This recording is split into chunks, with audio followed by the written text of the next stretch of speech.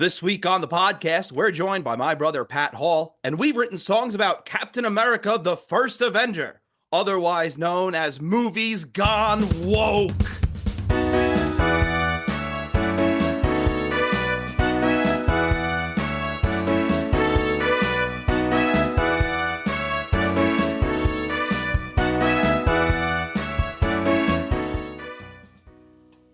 Hello, and welcome to the Royds Review Podcast. I'm Rob. And I'm Andy. And we are back once again talking about 2011's Captain America, the First Avenger. We are joined by my brother, Pat. Hey guys, how you doing? I was searching for a rhyme real hard. That's all right. And I settled on Avenger and brother, and I botched that too, so hi. Hey, what's up, guys? Thanks for having me again. No, our pleasure. I think the last time you were on was another comic book movie, I believe, or I could be wrong. We've done Guardians. Yes. I did Guardians with you guys, and I think I did another one that I can't remember. Your Guardians episode is one of our top downloaded episodes. All right, I'm going to credit that more to the fantastic movie that it is, and less so of my accord. I think you're a draw. I'll take it. I think... What does your Honda Accord have to do with this? That's what I'm living out of right now. Oh no. Yeah. Times are tough. Man. Yeah, I hit a brick wall. Andy, how are you? I'm good. How are you, Robbie? I'm doing good. I watched this movie called Captain America, the First Avenger. Colonel Antarctica. Nice neutral piece of land. Nice. Yeah. No one lives there permanently. Only a couple of researchers, or like 2,000 researchers. A couple 2,000, same thing. A couple thousand. But they're from everywhere. Yeah, that's like a world like agreements. They're like, hey, no one lives on Antarctica. Yeah, that's for the world. I had an interesting day yesterday. I started to watch Captain America. I got about an hour in. Would have been better if you finished it, considering we do a podcast. Nah, I'll wing it. Good. Started watching it. Got about an hour in, and my wife and I had tickets to see Nosferatu. So we went to see Nosferatu. Just a dude flicking lights. Well, then we came back, and I finished Captain America. So I had like a Nosferatu sandwich with Captain America buns. So if some Nosferatu review slips in here, we know why. Yeah, if I'm starting to talk about and the overt sexuality of, and you're like, what? What movie are you watching? Well, I mean, I'll be honest. There's some overt sexuality in Captain America. There's a lot of beautiful people in here. No, it's those eyes that she's giving Cap. Oh yeah. Well, they're both like, I mean, the whole movie, they're both like, I'm looking for the right partner to dance with. Like, yeah, we all know what dance means, guys. Yeah, it means to eat fondue with. I know we're not in the review yet, but when they do that montage of him going to the different cities, like doing the stuff, and they show like the women swooning over him, I would have loved if they just had clips of beds shaking of all the chicks that he's definitely pounding in the different cities. Just all different bedrooms. You know, it's all training for the eventual conquest of Peggy. Exactly. No? Oh, I thought you meant when he finally catches Hitler and gives him what for? I mean, yeah. I can do this all day. I can do this all day, brother. Oh, Peggy Carter found out.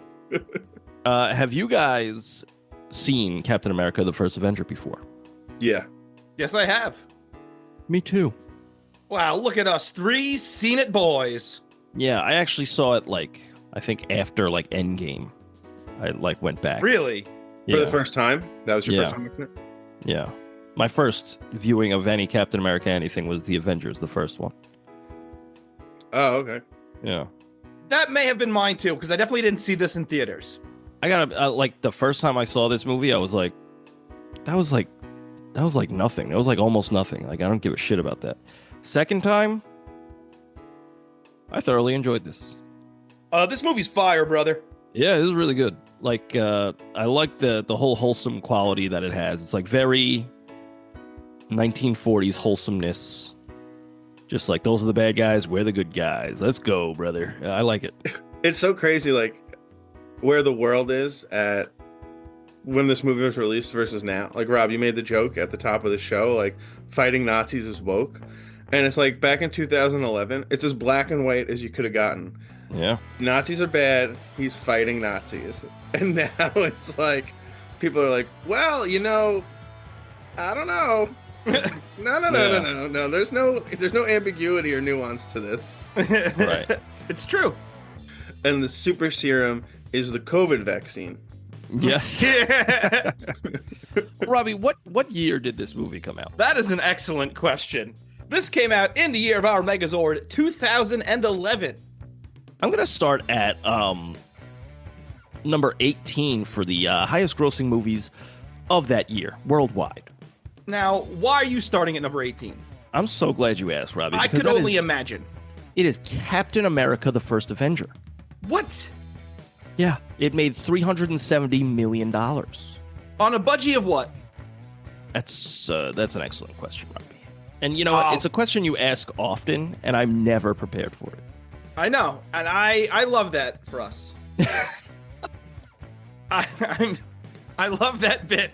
That for some reason I don't even have it up either, so it just makes us look really bad. Oh man. Well, apparently Chris Evans but apparently he was only paid $300,000. See, that's like a lot of money, and that seems reasonable, you know, for like a movie star. Like, hey, wow, you're still making a shit ton of money. Now, like ever since then, I think it was all the RDJ stuff. Yeah, isn't he getting $100 million for the next He's Avenger? getting like a billion trillions, I believe. Yeah, I think you're right. I don't know. So according to Wikipedia, and we know that has to be right, the budget was anywhere between 140 and $216.7 million. Wow. Damn. That's a huge range, and if it made 370 million, according to that like calculation that people use about like it's the budget plus marketing, that's not a lot of money. No, not usually. Like double. Oh, Like you double the budget. But like that's a lot of money back then. That was before like every movie was making $1 billion, and if it didn't make $1 billion, it was a failure. That is true. You know, like this is in the reasonable time. You know, now everything's like, you know, there's like $500 million put into every movie, and if it doesn't break $1 billion, they're like, "Fuck, this franchise is sinking." And at the time, these were big swings. Like Iron Man was a big swing because Downey only got like 500,000 or something like that for Iron Man. Yeah. So like at the time, Marvel was kind of in the toilet before these movies started coming out. Well, yeah, they had sold off all their properties, and so they were like, you know what? How can we profit from what we have? Let's do our B-listers. Iron Man, Captain America, you know, all these. The only A-lister would be like Hulk, you know, in that. And now all of them are A-listers because it's like, because of these movies. Right. But according to IMDb, this was the final Paramount Pictures film produced with Marvel Studios. Disney bought the rights after this to Avengers in 2012 and Iron Man 3. Good investment, I'd say. Yeah, Early. yeah. It is weird when it opens up and you see the Paramount logo. It's so weird seeing that in front of Marvel movies. Yeah, like aren't I watching this on Disney? Yeah, exactly. Well, number 15 is previous episode Thor with $449 million, which is strange to me that it made that much more than Captain America. Yeah, it blows it out of the water. Jeez. At the time, I think Thor was a more popular character. Wow. Because Chris Hemsworth is much sexier than Chris Evans. Let's just be honest. I can agree with that. It's the accent, mate. The accent does something. I don't know. I think I like Chris Evans a little more. I think he's got the Boy Scout thing like nailed, and like Thor. And he's into Boy Scouts. Let's put that on record. Like Thor, they're still trying to figure out what his character is, and like Captain America was nailed on the first movie. You know, Yeah, he definitely was. Which I think kind of like Andy, you said earlier, the first time you watched this movie, you thought it was okay. The second time, you really enjoyed it. I'm kind of somewhere in between those because, yeah, like they have the character spot on, but like, how much like, what can you really do with that character? You know exactly what he's gonna do in every situation. There's really not. I think that's the beauty of it, because even though he's fully fleshed out here, we've still seen Captain America grow over the movies. So, Captain America, I think, is what's called like a static character. Yeah. So that's, they remain the same throughout because they are who they are. And like their surroundings will change. When I think static character, I think like Goku from Dragon Ball. Because he's always just like a country bumpkin idiot. Yeah. With good intentions, but like it loves to fight, like all that shit. Like he never changes throughout all of it. Same with Captain America, and that's why like Superman is another one. Superman is what I was going to say. You know exactly what you're going to get in each situation. Unless Zack Snyder's doing it. Right. Then he's Batman. Yeah. Yeah. Oh, don't get me started. No. The first movie is Superman. All right, spoilers for the DC franchise. The first movie has Superman kill General Zod, and I'm like, I'm out. Yeah. You did nothing. The MCU does decades of work and movies to set up characters and these big dramatic changes. And in the first movie they do, Superman kills someone. I'm just like, nah, dude. Like you've done nothing to earn this. Right. So, they didn't really like tell us who he is. They were just like, yeah, he's sad. It's like, yeah, but who is he? Right. Yeah. But number 14 is another previous episode, Rise of the Planet of the Apes, with $481 million. It is a very good movie. Surprised me. Rise of the Planet of the Grapes. Great for making wine. It's a wine planet. I recently just watched all of Rick and Morty. And now whenever Robb makes these like wordplay things, I just think of interdimensional cable. And like they flip to Rise of the Planet of the Grapes, and there's an actual movie. Well, I'm going to jump to the top 5. Let's do it. Number 5 is Mission Impossible Ghost Protocol, which is a future episode with $694 million. It's my favorite one that I've seen. Mission Impossible Ghost Rider Protocol. It's a crossover between Mission Impossible and Ghost Rider. What do you think about that one? Oh, shit. That's pretty cool. Yeah, it would be. Yeah. I like just Ghost Protocol, but it's Patrick Swayze. Because he's dead. Yeah. I thought you said Ghost Writer, like, somebody writing a book behind the scenes, and I was like, that's like less what Drake interesting. Uses. Right. Most rapists do, right? Yeah. Number 4 is the Twilight Saga, Breaking Dawn Part 1 with $712 million. Breaking Dawn's Hymen, Part 1. Wow. Boy. Number 3 is Pirates of the Caribbean on Stranger Tides, which made $1 billion. Damn. I have nothing. I don't have a joke for that one. Okay. If it doesn't come in my head within 3 seconds, I just say I don't have a joke, and then... Yeah, that's fine. Number 2 is Transformers Dark of the Moon with $1.1 billion. There is no Dark of the Moon, really. Matter of fact, it's all dark. Number 1 is Harold Potter and the Deathly Hallows Part 2 with 1.3 billion smackaroos. It talks about how your bones go hollow after you die. Oh, he's got the Deathly Hallows. Is that true? No, because it's Hallows, Andy. You're saying Hallows. Yeah, but maybe, I don't know, maybe you're dropping science knowledge. Andy, am I that smart? Harry Potter and the Deathly Hallows. Just walking. Hello. People die. Hello. Oh my God. Yo, don't talk to Harry. Harry walks in. Everyone just covers their ears. Can you believe that this is Mr. Rogers' origin story? That's incredible. Isn't that crazy? Crazy. Yeah. I mean, it really got weird when he looked at Peggy and went, "Won't you be my neighbor?" Yeah. I was like, whoa, sick callback. That's sick. Hey, should we talk about Captain America, the First Avenger? Yes. Let's talk about it. Directed by Joe Johnston. Previous episode, Jurassic Park 3. He directed that as well. Joe Johnston's done a lot of good stuff and also some crap. Joe Johnston is the poor man's Steven Spielberg. I don't know if that's an insult or not. It's not, because Steven Spielberg, is a fucking master.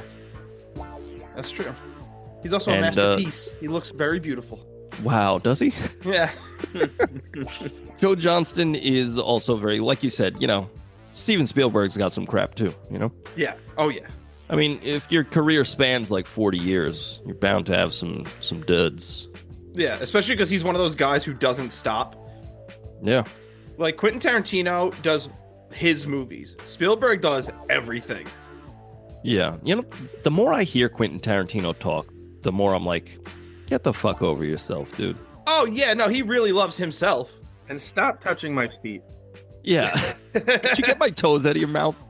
It makes me look back on his movies in a different way, where I'm like, it wasn't that good. Even though it is. Weird. It's incredible. Just but out of spite, you just like... Yeah, I'm like, this guy fucking thinks his farts smell great.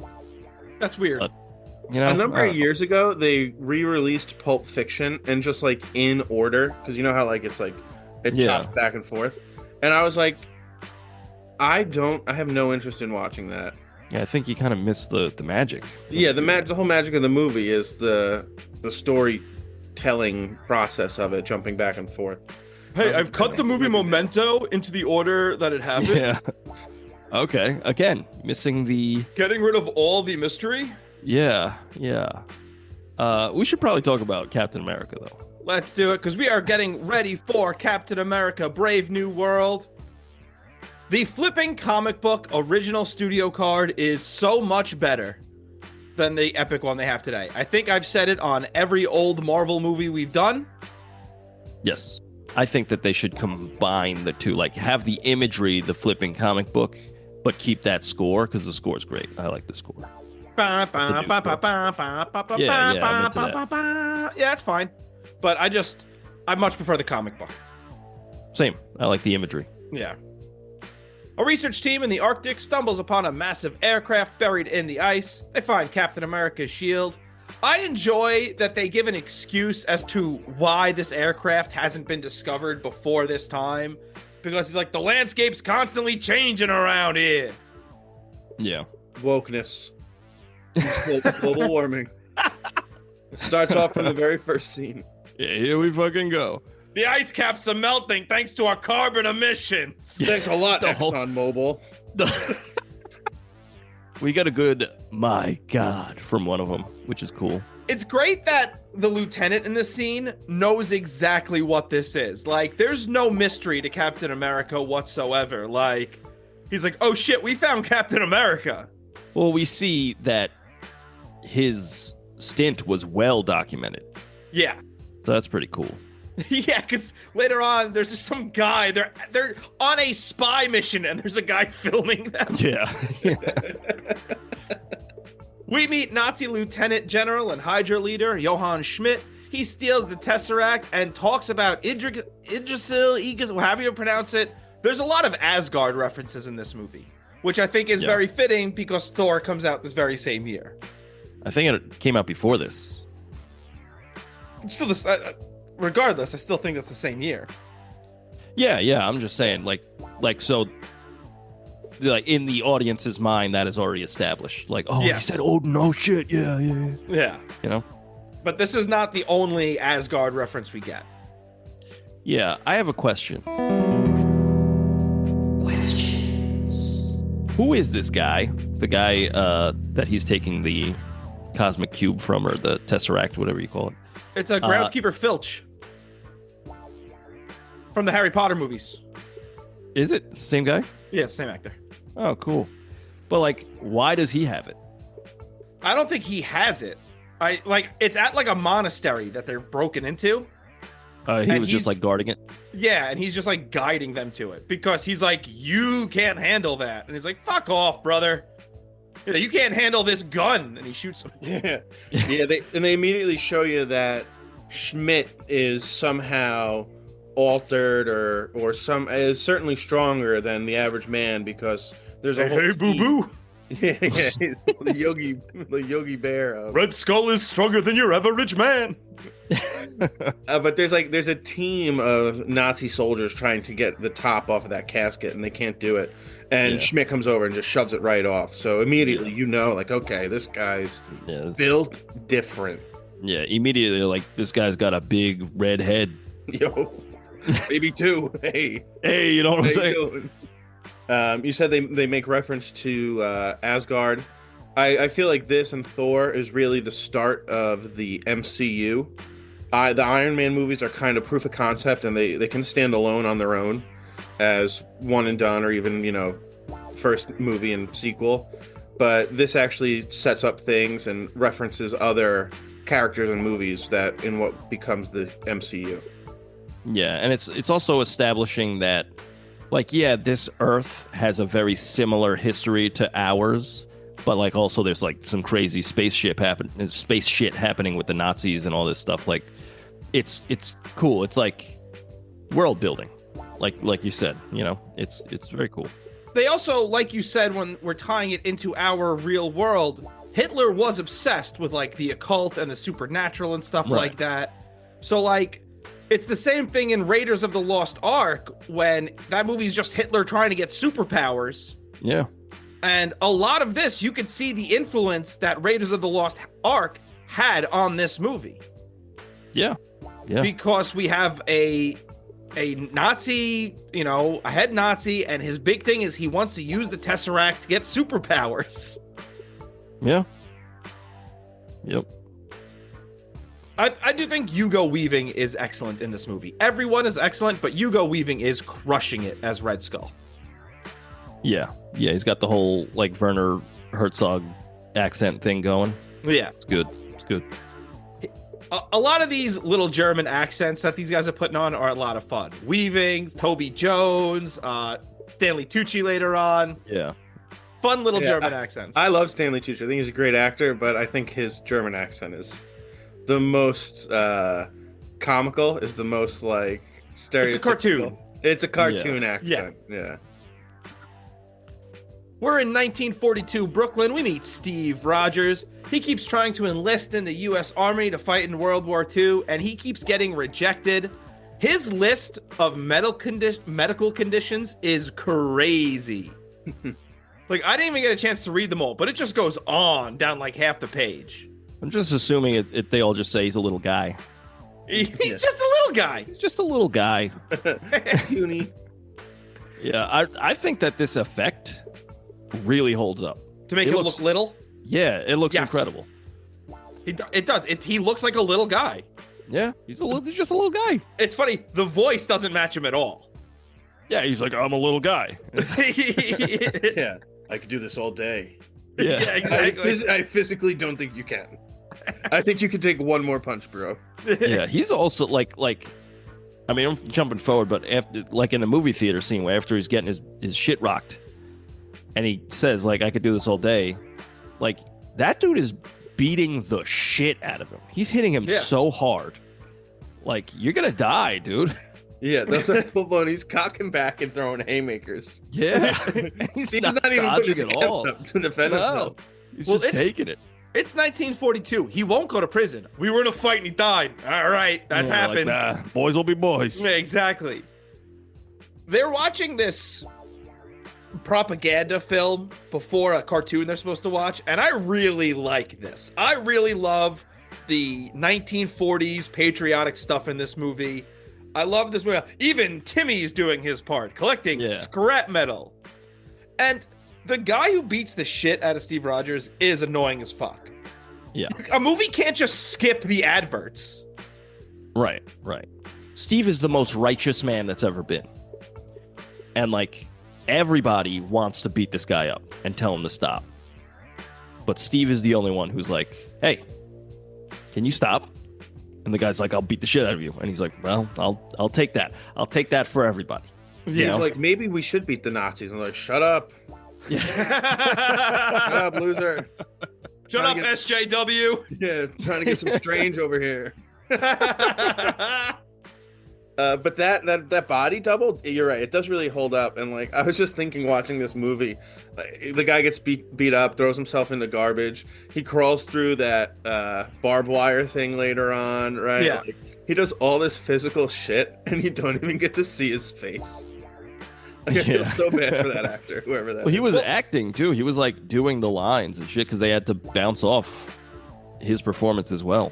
Yeah, and nobody knows his name. Little guy. Little guy. Yeah. Vern Troyer. Oh my God. R.I.P. R.I.P. Yeah. As he's getting his ass kicked, Tom Cruise. Damn it. Oh. Hey, no, he's yoked.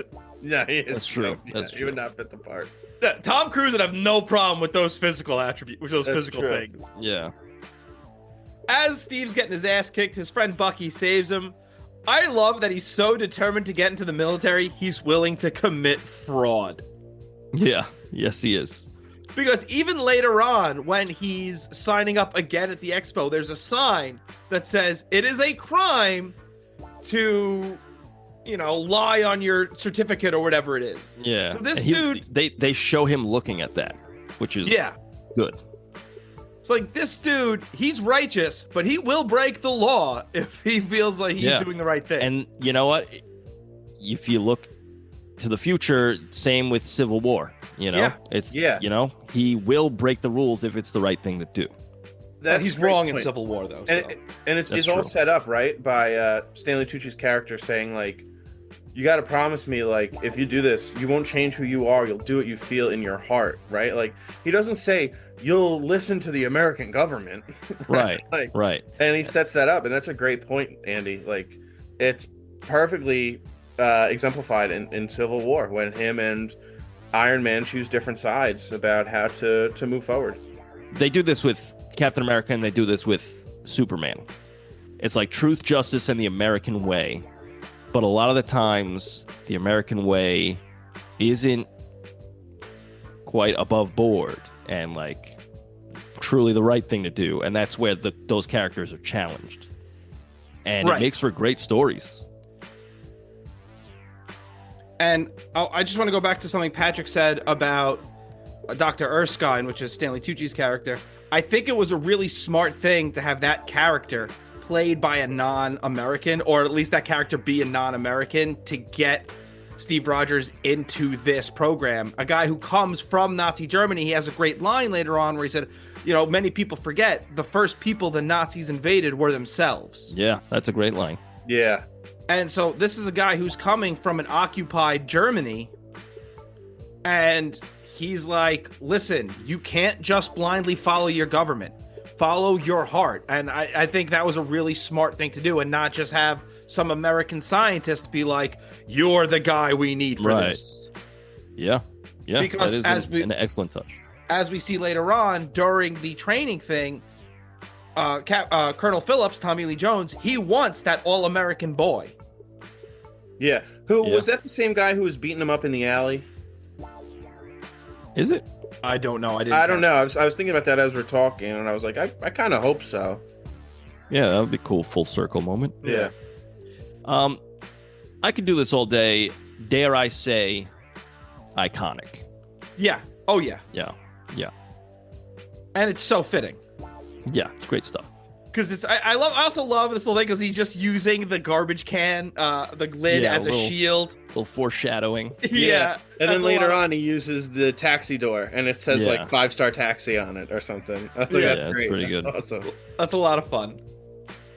We learn that Bucky is already enlisted into the army, and he invites Steve to the World Expo in Queens. He's trying to cheer him up, taking him on a double date. He's also apparently been enlisted into the same division as Steve Rogers' father was. Did I catch that right? The 107th Infantry? Yes. Okay. Yeah, I thought Steve might have made that up maybe, and he was just trying to get into Bucky's. Like, he knew already, and he was trying to get into Bucky's, but I'm just, that might not be true. It's possible. I didn't even think about that. Howard Stark is showing off his latest invention. It's a flying car. He's super smooth with it when he goes, I said a few years. Yeah, I like old-timey futuristic stuff. Yes. Yeah, I like that. It makes me think of like BioShock, if you ever played that. It's got a very It does. retro futuristic aesthetic. It's I like it. steampunkish. Yeah, I like it. It's cool. Yeah, because like back in the 50s when they look to the future, it's still all the styles of the 50s, but the technology is is enhanced. And so it's like the 1940s or 50s big bulbous car on a flying, pad or whatever it's using. And it's really cool. It's a really cool juxtaposition in technology. Yeah. Now, what do you guys think of this one? Bulbous car. I think that's really good, Robbie. Really good. Thanks. Bulbous car. I'm gonna get put down like a dog. Oh my goodness. They changed this Howard Stark actor, right? He's not the same guy in Endgame. Yes, they changed him. I quite like him as Howard Stark. He plays a very good. Well, it's also sleazy Howard Stark at different points in his life. That's true. That's a good point. Yeah, and he had radical facial reconstruction surgery. Yeah. Yeah. I like the sleaziness of Howard Stark here because it's very reminiscent of Tony Stark. Yeah. Yeah. Tries to bang Peggy. And then later on he goes, it's just cheese and bread. And it's like, dude, you were trying to get with Peggy. Yeah. Shut the fuck up. But it is funny because like in that scene, like he's saying like, oh, it's just cheese and bread, and he like Captain America's like, oh, and it made me think like, oh, Captain America doesn't know what fondue is. That's pretty funny. Yeah. Wasn't that French? I'm a fucking American. Yeah. Am I Captain France? No. Yeah. The bit where Steve tries to look into the mirror is so embarrassing. Dude, you know that's not going to work. Don't do that. Don't embarrass yourself. Yeah, but it's good imagery, Oh, it's great for the movie. Yeah. Yes. But like as a person, like come on, dude. Well, that's where we get like the first mention of like, oh, I'm just looking for the right partner. Yes. Somebody gets me. Nobody gets me, man. Listen, they just don't want a short king. Yeah. Angsty teenage Steve Rogers. Yeah. Bucky tells him to chill and stop worrying about the army. Bucky goes with the girls as Steve goes to enlist, and he yells out like, don't win the war until I get there. And at this point, Steve is looking a little crazy because, as Bucky points out, and even the movie they watch, there are other ways to help the war effort, but Steve just wants to kill Krauts. Yeah, and that's like the first thing the doctor asks him. Like, so you want to kill Nazis? Yeah. And listen, I'm sorry, I don't buy it when he goes, I don't want to kill anyone. I don't know, dude. You want to join the military really bad. Yeah. Well, I really like his answer. Saying, I don't want to kill anyone. I just don't like bullies. Yeah, he has a Napoleon complex. But that's such a good Captain America response. Yes. I just don't like bullies. It's like, it's so old-timey, but like, in reality, like he's not wrong, Like I don't want to kill anybody either, but like I'll punch a Nazi in the fucking mouth, dude. Yeah, it shows like and again, this is like his character is strong through Civil War, like we were saying earlier. Like he's willing to almost even forgive, right? Like him and Tony have their differences in Civil War and later on, and they come back to work together for the betterment of humanity. And in this case, like, look, I don't have to kill those guys, but like I'm definitely gonna show them that what they're doing is wrong. I don't have to kill those guys, but I'm going to. Oh yeah, I'll shoot a Nazi in the fucking dick, dude. First two Nazis he meets, he literally throws off of a moving car. Yeah. Fuck 'em. Have you guys watched any of Creature Commandos on HBO Max yet? Saw the first 2 episodes so far. Are they Nazis, sir? Yes, J. Robot. Yeah. Those are Nazis. That's my favorite character so far. He's great. That's a really good show.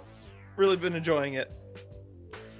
Steve Rogers looks like he's going to shit his pants when that first guy walks into the medical examination room. And then I also would have been shitting my pants if a German guy then walked in at this time. I'd be like, I'm fucked. Yeah. I like how he's like, I am German. Does that upset you? Yeah. I also love this little detail that he has tried and failed 5 times to enlist into the military. Yeah. That's a lot of fun. Dude, interactions between Steve and the Doctor are all great. All 10 out of 10. Love them all. Yeah. And like you said, it's very important that it's a German dude saying Nazis are bad and, you know, you're the right person for this candidate because of who you are. Not because of your country, but because of who you are. Excellent point that you made, Robbie. And that he fights for him, right? Like the Doctor in his scene with Tommy Lee Jones, like actively fighting for Steve to be the guy chosen. Yeah. Like, yeah, it really, like, you're kind of watching this through his eyes at some points. Yeah. Especially because we see that, like, that task force they built up is like that they're all Americans, but the people he saves, the soldiers he saves, are from all different countries. Yeah. Yep. Oh, I missed that.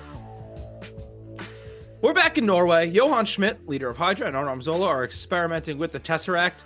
Toby Jones is the perfect choice for a little mad scientist, especially when he puts on those little sunglasses right before the experiment. I was like, yeah, that's a mad scientist. Yeah. Well, they also did some great foreshadowing here when he's looking through that piece of equipment and you see his face on like that screen. It really foreshadows what's going to happen to him later on in this MCU that's a great nod, because in the comics he's like a big robot with a screen in his belly, and that's Arnim Zola's face is the screen in the belly.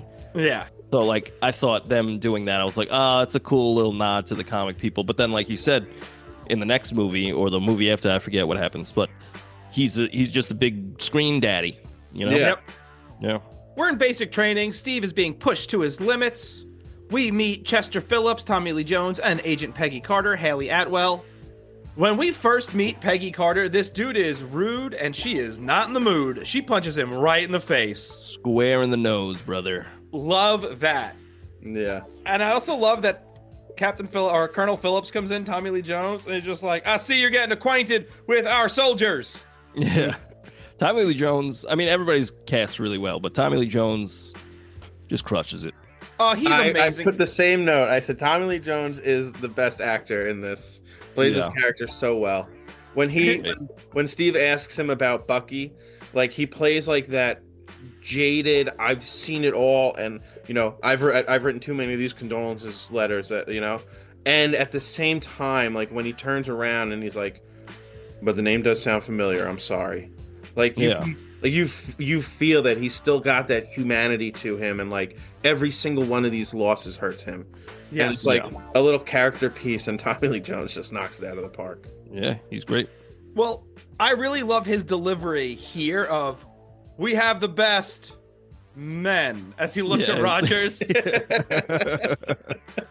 He's like, and you will get better.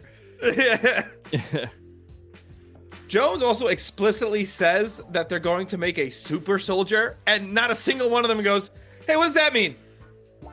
I it could be like construed as like, oh, they're gonna make us all super, like they're gonna train the shit out of us. No, I would still raise my hand and be like, what the fuck do you mean? Excuse me. What do you mean you're gonna make a super soldier here? I'm looking around here and I see a group of men who aren't just Americans, and you're telling me we're gonna be made into super soldiers? Need a little more detail on that one, Brother Bear. Rogers shows that he's smarter than all the other men by undoing the flagpole and collecting the flag, so he gets to ride back with Peggy Carter. Work smarter, not harder. Love it. Excellent. Right. By the way, speaking of Peggy Carter, am I the only one who typed Hayley Atwell into Reddit after this movie? I mean, I didn't, but now I will afterwards. Yeah, highly recommend it. I'd let her Peggy me. Whoa! Peg! It's a Captain America. Phillips and Erskine argue because Erskine wants to pick Steve Rogers for the super soldier serum. This is another great line from Tommy Lee Jones. You don't win wars with niceness, Doctor. Yeah, it's good stuff. We get the great scene of him throwing the dummy grenade on the ground. Everyone ducks for cover except for Rogers, who dives onto the grenade to protect everyone. And then that proves Erskine's point, and Phillips looks at him and goes, still skinny. Yeah. Great stuff. He also had a great line of, you put a needle in that boy's arm, it'll go right through him. Yeah. Like, all of these are just showing like Steve Rogers is the most righteous man on earth.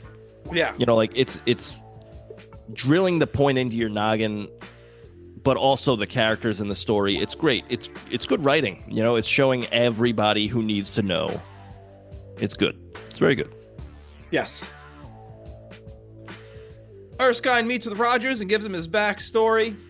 This is where we get a great line where Erskine's talking. He goes, "We don't want not a perfect soldier, but a good man." Yeah, it's good stuff. Because a perfect soldier just takes orders, and that's what Tommy Lee Jones wanted. Right, and he also says like strong men, you know, they get corrupted by power. Because you know that's all they've ever known. But like a weak man, you know, they can respect that power. We almost get a glimpse of Red Skull. He tells Zola that they found Erskine, and the order has been given to kill him. Toby Jones has this really sheepish delivery of the word again after saying, "I don't think he will succeed." Again. Yeah. Did you notice that you see the scars Yeah. on his neck to like, and then eventually he rips it off? But like throughout the movie, I wouldn't notice that. I definitely didn't notice it the first time watching it. But now, you know, when you know how it ends, like you see the scars of his prosthetically attached face. Very cool. On the way to the procedure, Steve is pointing out all the places he's been beaten up, and Carter has this great line of, "Did you have something against running away?" Well, this is where, like, you can see that she likes who he is, right? He may not be like physically what she's looking for, but like that's like that's a great man. Right. But it's like, wow, this is a great man, truly. She's like, if he's into cuckoldry, he's perfect. Yeah. But yeah, great stuff, because she sees again that he's the dude. He's that guy, brother. Yeah. Yeah. Let's hear it for our short kings. Yeah. This old lady we meet when they get to the place is great, and I love some spy speak. "Wonderful weather this morning." "Yes, but I always carry an umbrella." And she hits the button to let them in. Yeah, next to like an M40. Yeah, I was gonna say it's the two most Sick. spy things in the world: a hidden button and a gun. Well, that comes back later when she's like fucking firing that thing like wild. Yeah, She has they no control over it. They kill an old lady in this. Yes, they do. Steve undergoes the transformation, and he comes out absolutely jiggity jacked. Howard Stark is there, so are Colonel Phillips and a senator. Get that boy a sandwich. Yeah. The procedure is painful as hell, as Rogers constantly screams in pain. Before they stop it, he's like, "No, I can handle it." And I don't buy that his pants were that big before he grew. His pants definitely grew a little too. Yeah, probably. They were like baggy khakis to capris. Unless they told them wear big pants. Yeah, yeah. He was really filling out those pants, you know what I'm saying? As everyone... Doctor, can we inject a little more serum into my dick? Excuse me. As everyone is celebrating the procedure's success, the lab is attacked by a Hydra spy who kills Dr. Erskine. This destroys the chance of recreating the serum. As he's escaping, we see the old lady just firing the gun, and she gets lit up. That's good stuff. As the doctor's dying, he points to Steve Rogers' chest. Yeah. Like, that's your heart, you know, like, mine's stopping right now. That's what he's saying. yeah, that's like what it is. Yeah. I need your heart. I need this right now. But he's saying, like, you know, that's you. You know, you got this. It's all about you, because you know what's best. It's good stuff. Yeah, just to go back real quick, a couple things that I liked. They're in the car before he gets the serum, and they reference their dance for the very first time. Yes. Which spoilers for future MCU, but the final scene of Endgame is them dancing. Steve Rogers and Peggy Carter sharing that dance finally after all these years. And another great Dr. What's his name? Erskine? Yeah. When he brings Steve the drinks, and then he goes, "What am I doing? You have a procedure in the morning." Yeah. He's like, and Steve's like, "All right, after." Then he goes, "After, I'll drink it now. I have no procedure." Yeah, that's great Yeah. stuff. Well, then later he goes, "Hey, you saved some of that schnapps for me?" He's like, "I had a little bit too much last night." Yeah, he's like, not really. I think it's also great that Carter shoots the spy's getaway driver in the fucking head. Yo, she's a crack shot, brother. Yeah. And then some guy goes, "Hey, this guy's been shot." Yeah. The taxi driver gets out. He's like, what the hell? Wait, what the heck? That's what I really like about this movie. It's so 40s. Like, Yes. what's going on here? This man's been shot. Well, we talk about the issue with a lot of the common Marvel movies, how it's full of quips. The quips in this feel like they're within the characters. Yes, because it's the fucking 40s, brother. Yeah, and like it doesn't feel out of place because we don't have the villain being funny. Right. Yeah, he's like a heartless, ruthless bastard who is set on a goal and not trying to get chuckles along the way. You probably shouldn't write your Nazi to be funny either. No, so I fully agree with that. Yeah. But like he is a villain. There is no sad backstory. He is the way he is because he wanted total power. Like he is a bad guy. Bad to the bone, brother. Yep, like we said earlier, power corrupts, right? And this guy got power. He's corrupted, and he wants more power, and he's going to become more corrupted. Yeah, and he was already corrupt to begin with. Yeah, it's good stuff. Well, because when Erskine's talking to Rogers, he has the line. He goes, "Good becomes great, and bad becomes worse." Yeah. But this chase scene, this whole chase scene is fucking sick. Yes, it's awesome. I love his jump over the fence. Like, at one I point thought he was gonna run through it, but he just jumps over it. I was like, hell yeah! And I also love him jumping on top of the cars as he's making his way through the city. Yeah, it's good. I feel like they had like the cynical viewer in mind a lot of times when they made this movie, because like all those cars look exactly the same, right? Yeah. So it's like it feels like they had the bad guy get into a yellow taxi. Yeah. So that the viewer can't be like, how's he know which car it is? It's right. Like, it's the only yellow car. Yeah, it's the yellow one. Yeah. Also, like when he takes the kid hostage and he runs out of bullets and then he tosses the kid in the river. And I like how he goes to check on the kid. The kid's like, "I can swim, go get him." And that's, again, just going back into that 40s thing where everybody's like, rah, yeah, go get him. Yeah. We got this. Go get him. Is great. Really good. The fact that the spy even survived that first car accident as it's just rolling over. Yeah, there's no seatbelts. There's no airbags, brother. Yeah, like, You're is mush. that guy a super soldier? Like, what the hell? Yeah. But also, he gets into like a submarine. That shit is sick as fuck. Yeah, it's sick, but also, can you imagine, like, as soon as I'm in a submarine and I'm underwater, I'm like, okay, I'm good. I just escaped. But to see this dude just punches it open, I'd be like, oh, now my parents are filled with shit. And he pulls them up, and he's like, start talking. And he's like, Hail Hydra. And he breaks the fucking tooth pill. The cyanide capsule, yeah. Insane. Awesome. Love that. Yeah. Inject that shit into my veins. Yeah. And that comes back a little later when the short little evil guy doesn't take a cyanide pill, and Tommy Lee Jones is like, you know what that tells me? That tells me you want to live.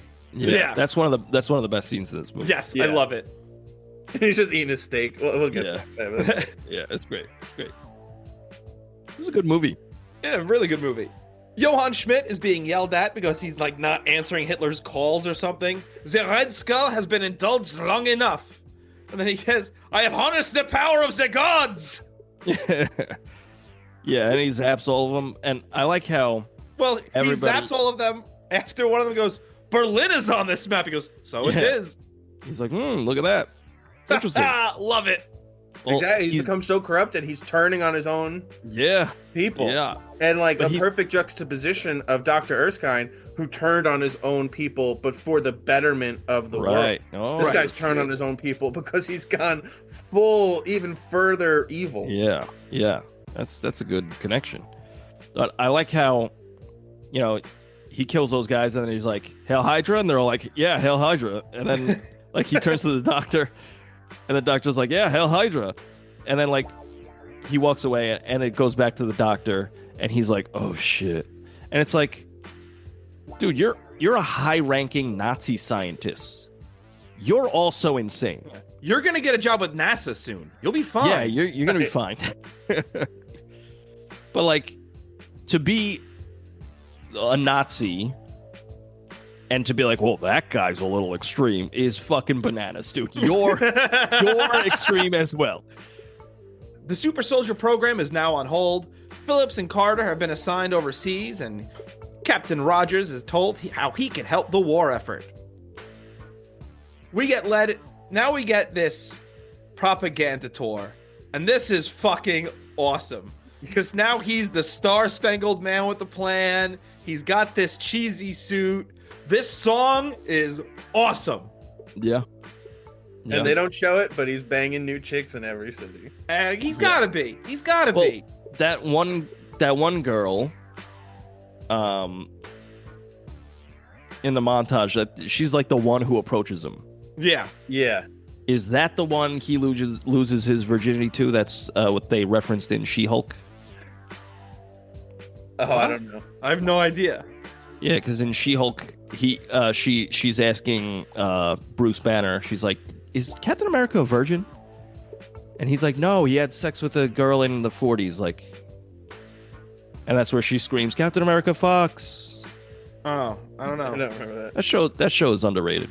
No, it wasn't. That show was. Listen, if you, like, have you ever read a She-Hulk comic? Yeah. It's very, like, spot on to a She-Hulk comic. Okay, that doesn't just because it's good on the page doesn't mean it translates to a screen. I thought the fourth wall stuff was good. I thought the CG looked bad, and I thought the CG did look bad. And I thought they could have done a lot more with having an actual villain, and I absolutely hated the ending where she was just like, "I'm gonna rewrite the script." Well, again, that's very She-Hulk. That's fine, but it doesn't work in the MC. It doesn't work on screen. It works on page because now, as I've said before, in the next time she's in a movie, I'm gonna go, "Just rewrite it, She-Hulk. We know you can do that." Yeah, I don't think they should put her in a movie if she's gonna, like, or if they do put her in a movie, have her be like, "Yeah, I'm not gonna do that." But that would ruin everything for everyone. If you're gonna do a thing where she can rewrite it, have her do that at the beginning and have it as a thing throughout, instead of at the end of it, as we're coming to a climactic scene, she just goes, "I'm just gonna rewrite it." Well, I think that's what it's saying, like, oh, this is what all MCU things do. They come to a big climactic battle that happens for almost no reason, and she's like, wait a minute. That's where she, like, says pause. She's like, wait a minute. Let me get to the bottom of this. And she goes to Marvel, like, that's fucking funny. And it's cool. And I enjoyed it. But I will say, the CGI looked like dog shit. But I will also say, it looked good for the Daredevil fight. Because that's where it counted. Daredevil was cool. Yeah. She-Hulk had a mountain projection as the series went on. It was like, I didn't like the first couple episodes. I thought the middle couple episodes were really funny. And then it dipped. That was my opinion of She-Hulk. A camel hump. You know, I think I dropped off of I watched the first episode of Secret Invasion. Oh, that was garbage. Yeah, I dropped. I heard it was trash, so I was like, I'm not gonna watch this.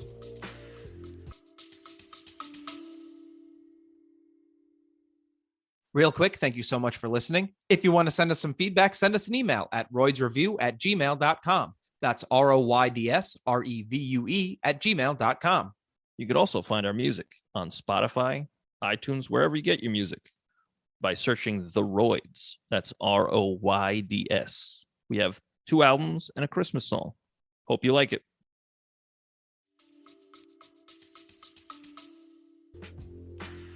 Hey, should we talk about Captain America? Yeah, sure. That's my bad. That's my bad. I just wanted to see if you guys had anything to say about that virginity thing, but yeah, I didn't like it.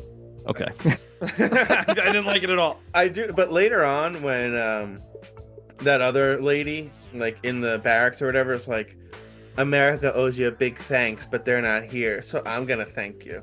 Yeah. And then they just start kissing. I'm like, that's not how you can thank me, girl. I'll take a nice apple pie. Yeah, try about 18 inches lower, if you know what I'm saying.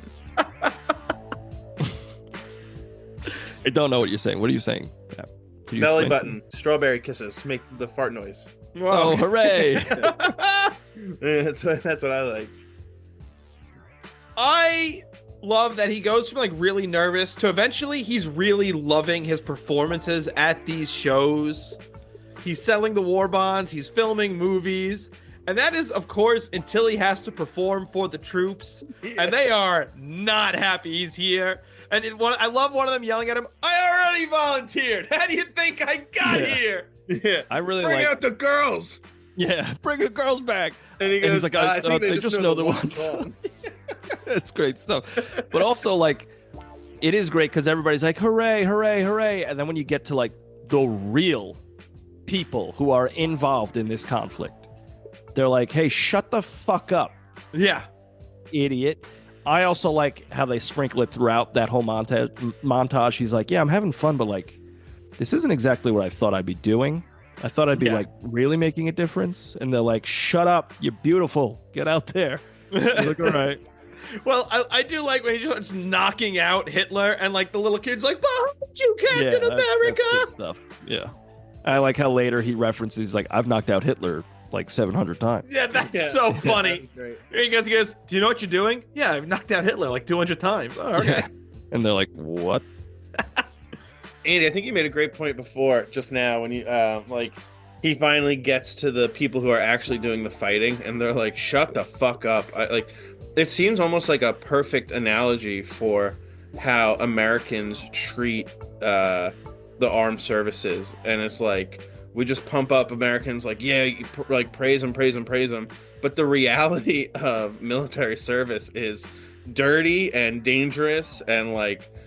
Just like a scary fucking thing, but in America we just get pumped with how incredible it is, and you gotta like, you're doing your part just by praising them, and it's like, no, you wanna do something good for your country, why don't you go sign up to volunteer? Right. Yeah. One guy straight up moons him.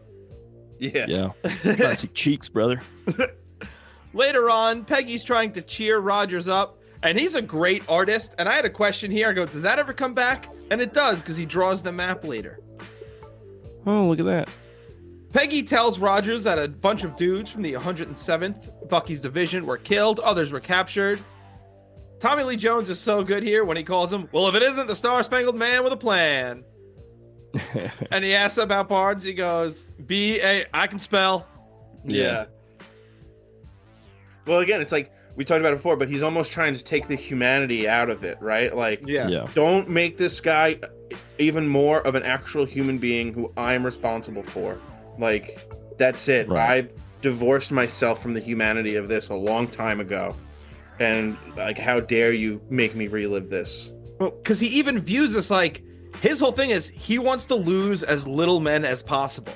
And he views going in 30 miles into enemy territory and being like, that's a suicide mission.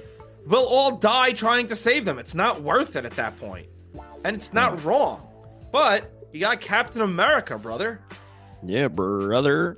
I like how at the end of that scene he says, if you have something to say right now, is the perfect time to keep to yourself. Yeah. Defying orders, Peggy and Stark fly Cap into enemy territory. Stark is apparently the greatest civilian pilot of all time, and Rogers gets jealous because he thinks Carter and Stark are fucking. I'm gonna be honest, he's a pilot. I would have just assumed it. Yeah, they're definitely fun. They fucked at least once. He's a rich tech pilot. Come on.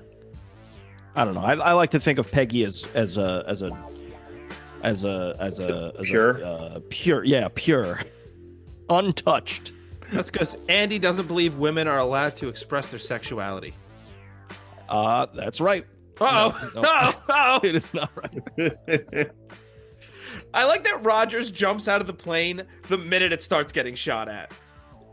And he takes the captain role literally because she's like, you don't tell me what to do. He goes, hey, I'm a captain, right? Yeah, that tongue-in-cheek good stuff. line. Yeah.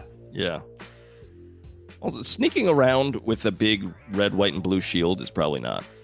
Yeah, when probably he not gets it. into that truck and sees the two guys, I'm like, oh, brilliant. He's going to knock him out and take one of their uniform. And then he hops out, of the truck, and he's got the American flag on his back. Yeah. That was over here. Yeah. that was a question I had. Why not steal one of their uniforms? You'd fit right in. Also, if you're gonna put that shield on your back, maybe turn it around. You know, so it's not the big bright colors. You know, It's also that shield's for show. right? And we find that out. Like I was expecting that thing to be like wooden or some shit. Yeah, it does take bullets though, which is cool. Yeah. Yeah, and then when Red Skull punches it, and he puts a dent in it. Yeah, it's probably lead, and it's probably got cancer from it. Oh yeah, most certainly. Lead with asbestos. Yeah. Yeah. He infiltrates the Hydra base. I don't know what the thing that he takes is. It looks like a thumb drive, but he just like grabs a thing. I don't remember. Movie trope. I can picture a spoof movie of every character before they leave a room just grabs a thumb drive out of a computer. It would be funny if you they put it in a computer and it's just like really shameful pornography. No, don't look at that. Yeah, But it's the 40s. I'll tell you what you want, just please. It's the 40s, Yeah, so it's just like ankles. a thigh. Yeah. yeah. He frees the prisoners. There's some anti-Asian racism, which is very real for the time. And the guy's like, I'm from San Francisco, pal. Yeah. We get a fun fight between the prisoners and the Hydra guards. The dudes in the tank are a lot of fun. But I have a question. How does the Tesseract power these weapons? They're not connected. Is it like Tesseract Bluetooth or something? Well, later we see Stark. He's futzing around with like a tiny little piece of it. So I'm thinking maybe, but how are they getting the pieces off? I don't know. Well, they kind of showed ill-defined. earlier the Germans like harnessing that power and transferring it to something else. So I assume that they create little batteries of. Yeah, and they all have those things on their backs. Yeah, that makes sense. Yeah. They're little power packs. Yeah, throw that thing in a dilly. You know what I'm saying? Oh, no. Thing will rock your world. Peggy knows. Hello. Schmidt starts flipping a bunch of switches because their forces are outmatched. Captain America saves Bucky. This is a great line. I thought you were dead. I thought you were smaller. Yeah. That reminded me of Blazing Saddles with the, are we awake? Are we black? Bucky is understandably confused. Cap has a face-to-face with Schmidt, who reveals his disfigured, red-skinned face. Red Skull looks sick. Yeah, I really like how he gets punched in the face, and then like his eye, like the mask or whatever it is like drooped, and then he just yoinks it off, and he's like, "I am evil." You know, it's great stuff. What do you guys think of this one? Voldemort. Mauve, I like the color. Yeah. That's pretty good. Not bad. Because he has no nose and stuff. Yeah. Yeah. I like the line where he's like, you know, we are not, you know, I forget what he says. Something along the line. You are a cheap reproduction or something. Yeah, but like as he's leaving, he's like, oh, we are superior and we shall fight till the end. And he's like, then how come you're running? Yes. I was like, that's good. That's a good fucking line. And like, he doesn't have a fucking rebuttal. He just like closed the elevator doors. I bet he's like, damn it. Yeah. He's in the shower that night. That's what I should have said. he's like having sex with his wife or whatever. And he's just like, she's like, how come it's not working? He's like, he said, how come you're running? He said, how come you're running? And I had nothing to say to him. Well, the dude says he embraces who he is, but he wears a mask. Yeah. Probably because he got a big freakish red head. Fucking Nazi idiot. Red Skull takes off in a helicopter. Zola drives off in a car. Cap and Bucky make their escape. Cap makes this insane jump over like a fire pit. This is where like they do a little cliffhanger thing. And that's like purely for the other characters. Because like if you're watching a Captain America movie, I know Captain America didn't die halfway through this movie. Come on, don't waste my time. Come on. Yeah, he ain't dying in the first Captain America movie. Yeah. Captain America, the First Avengers. He dies halfway through. First and last Avenger. Yeah. The Avengers, the already being advertised Avengers movie is just the funeral for Captain America. Yeah. Back at the base, Colonel Phillips is dictating a letter stating that Rogers was killed in action. Rogers and the men then turn to the base, and he's getting the Medal of Honor, but he doesn't show. We get the Stan Lee cameo. I thought he'd be taller. That's a good old-fashioned Stan Lee cameo. Yes. Yeah.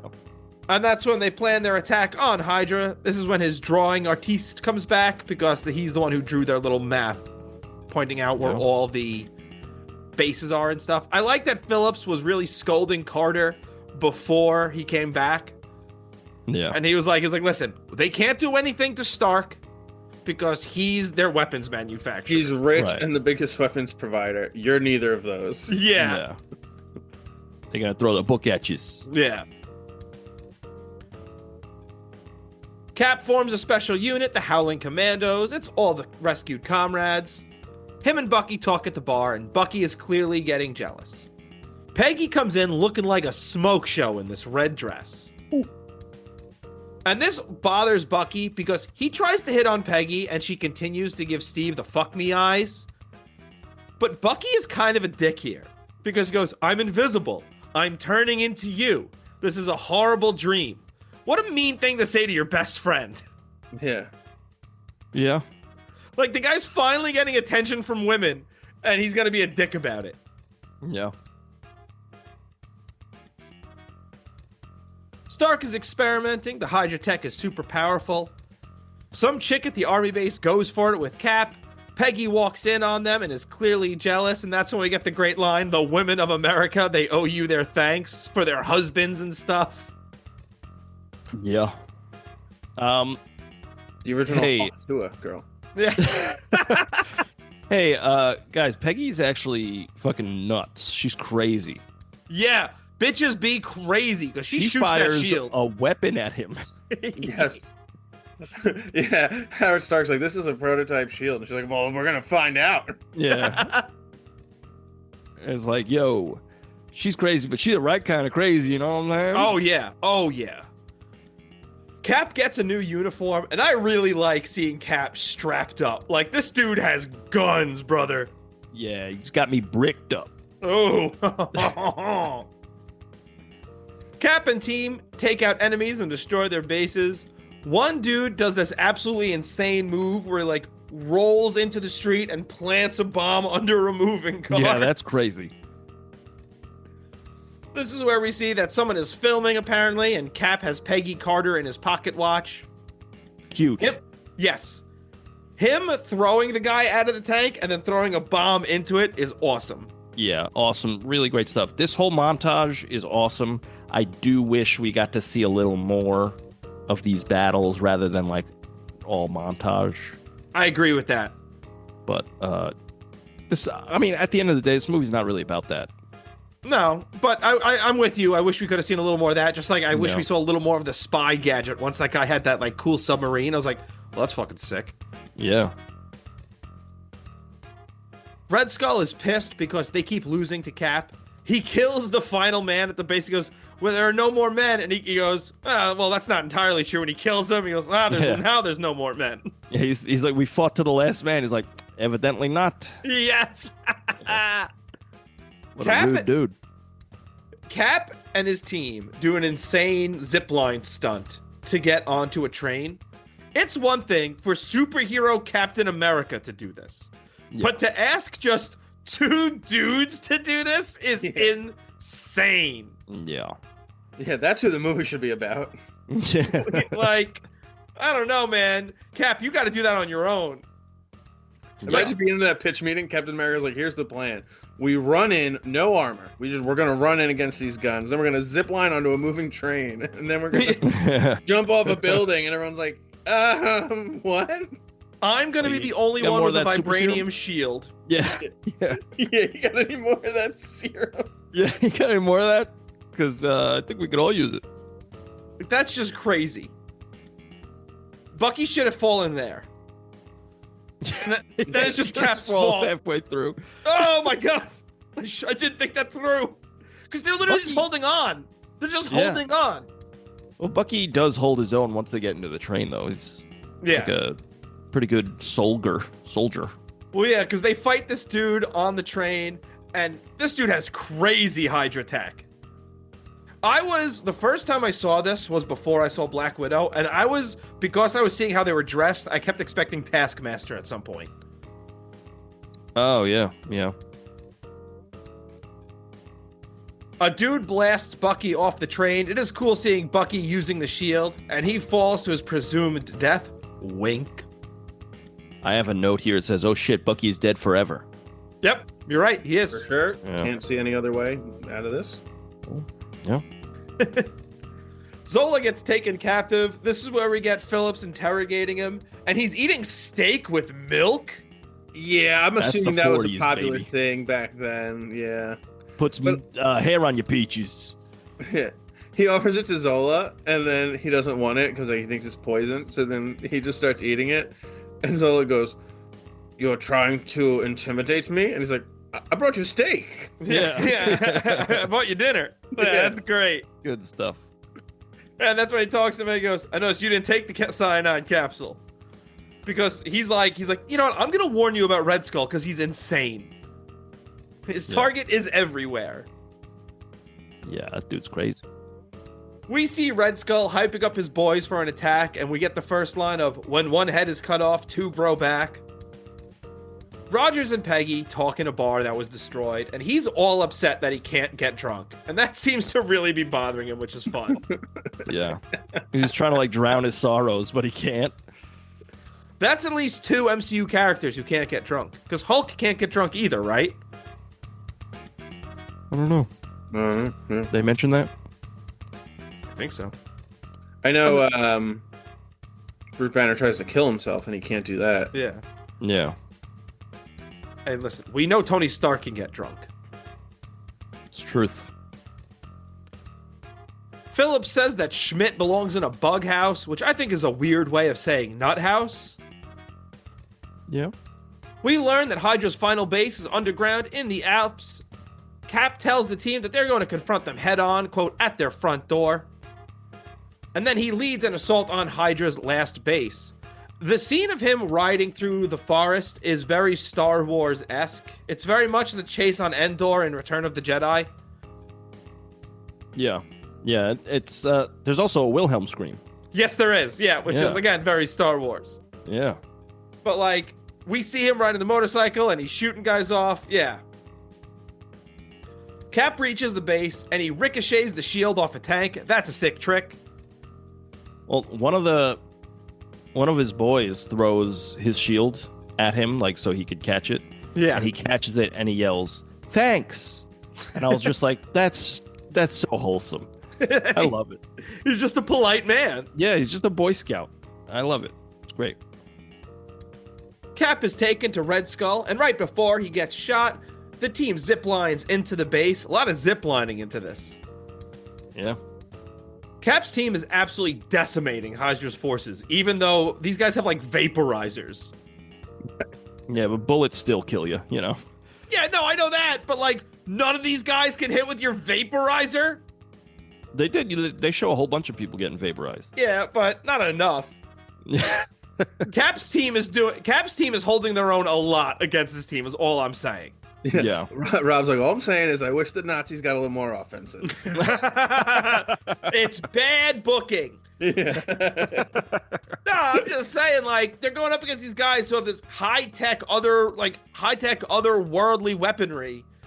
And, I don't know, you'd think their shields would be a little bit better to withstand gunfire.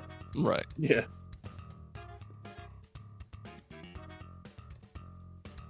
Red Skull tries to escape on his plane, but Phillips drives Cap under the plane. Carter kisses Cap, but Phillips refuses to. That's not very nice. Yeah. Do you think? I got a question.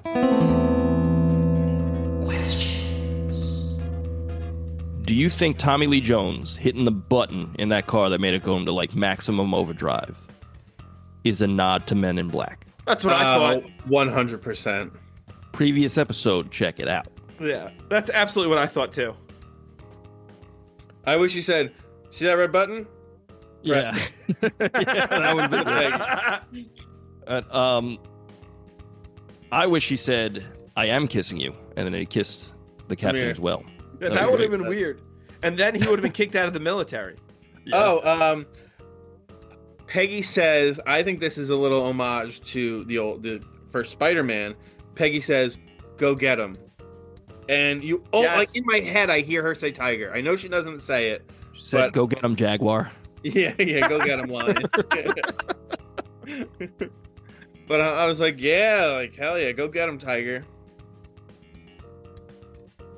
I like how once he's on the plane, the bombs are labeled by city. That's so funny to me. But like, and it really doesn't hit him until he sees New York, and he's like, "Yeah, my home."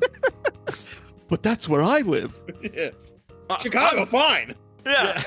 Let Chicago get blown off the map, but New York. You call that pizza? What are you fucking nuts?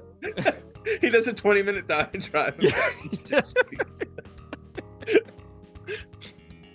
But like, I think those are like little bomber planes, so like they know where you're going.